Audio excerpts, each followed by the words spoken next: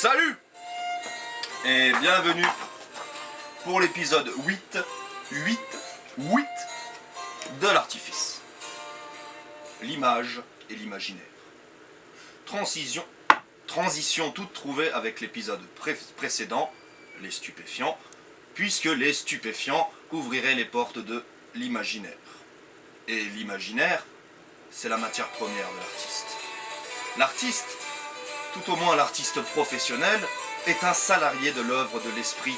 C'est ainsi qu'il se définit, confère l'épisode 2 de l'artifice amateur ou professionnel, et c'est grâce à son esprit que l'artiste peut créer, inventer, produire, artister. Le verbe du premier groupe, j'artiste, tu artistes, ils artistent, nous artistons, vous artisterez.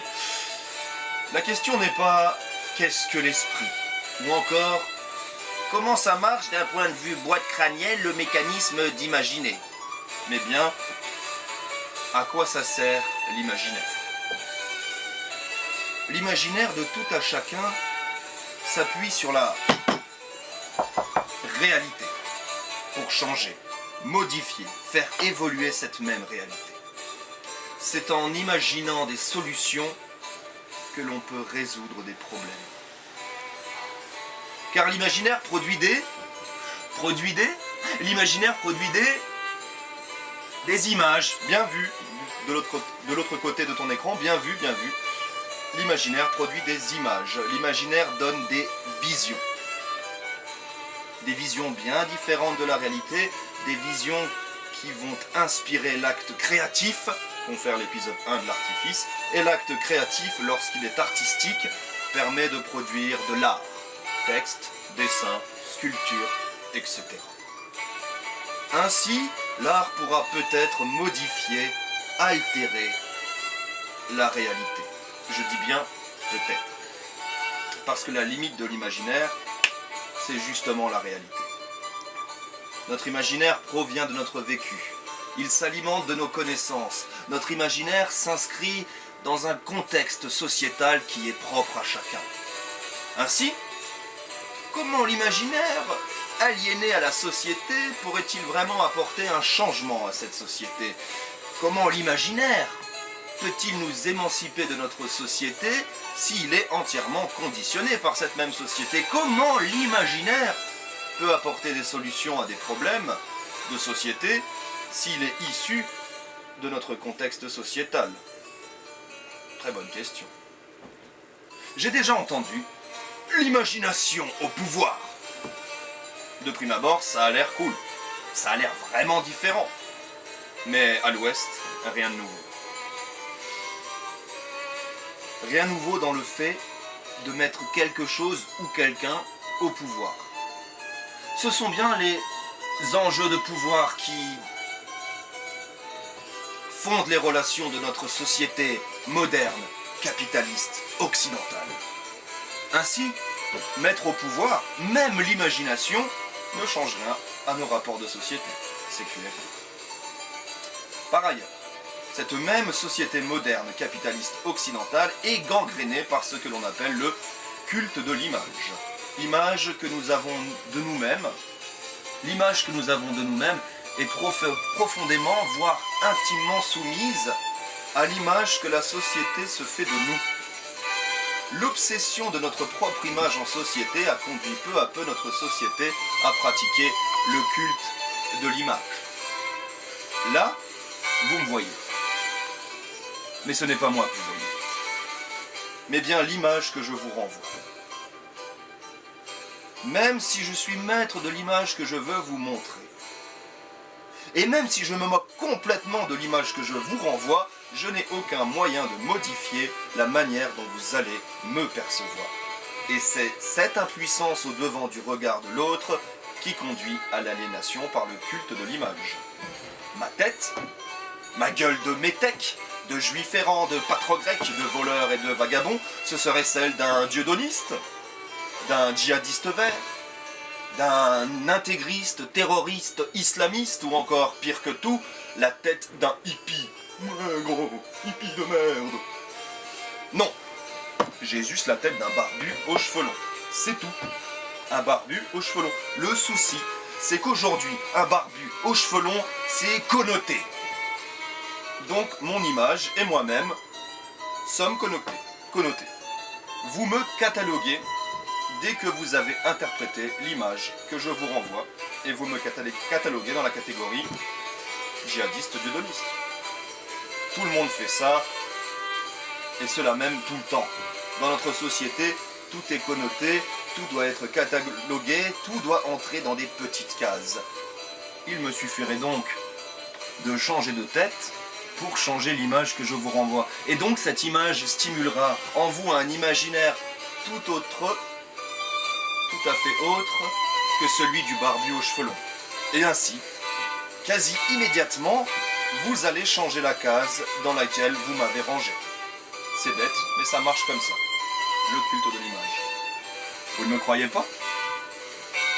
Regardez.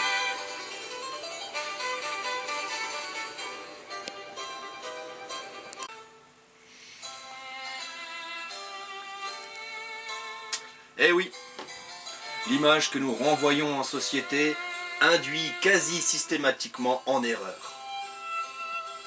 Une erreur d'interprétation de l'image de soi.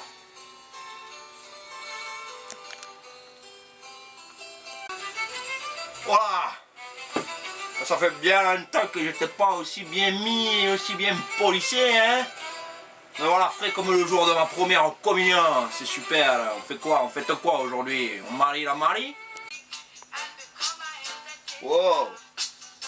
Maintenant, la garde montée pourra plus m'attraper par les cheveux sur leurs grands chevaux.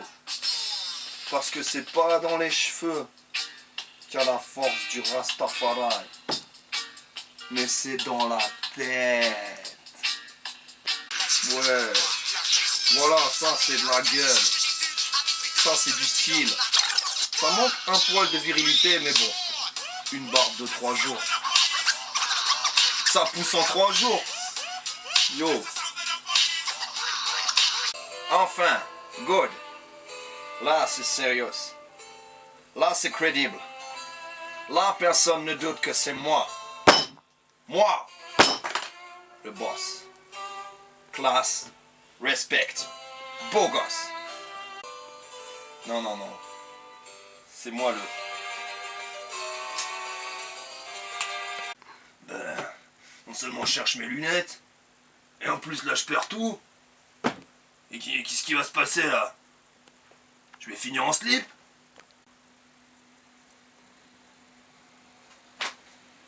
Non, c'est pas possible. Non mais tu sais quoi? Je me casse. Ouais. Beau gosse. Tu vois ce t-shirt? Tu vois ma gueule maintenant? J'ai une tête de minot. J'ai une tête de bébé. Je vais mourir. Je vais pleurer. Je veux revoir ma gueule de Che Guevara. Si nous sommes vraiment conditionnés par le culte de l'image, en société, et puisque l'image est issue de l'imaginaire et donc de l'irréalité, alors notre société se base sur de l'irréel pour se réaliser. Eh oui, et cela explique beaucoup pourquoi notre société est complètement...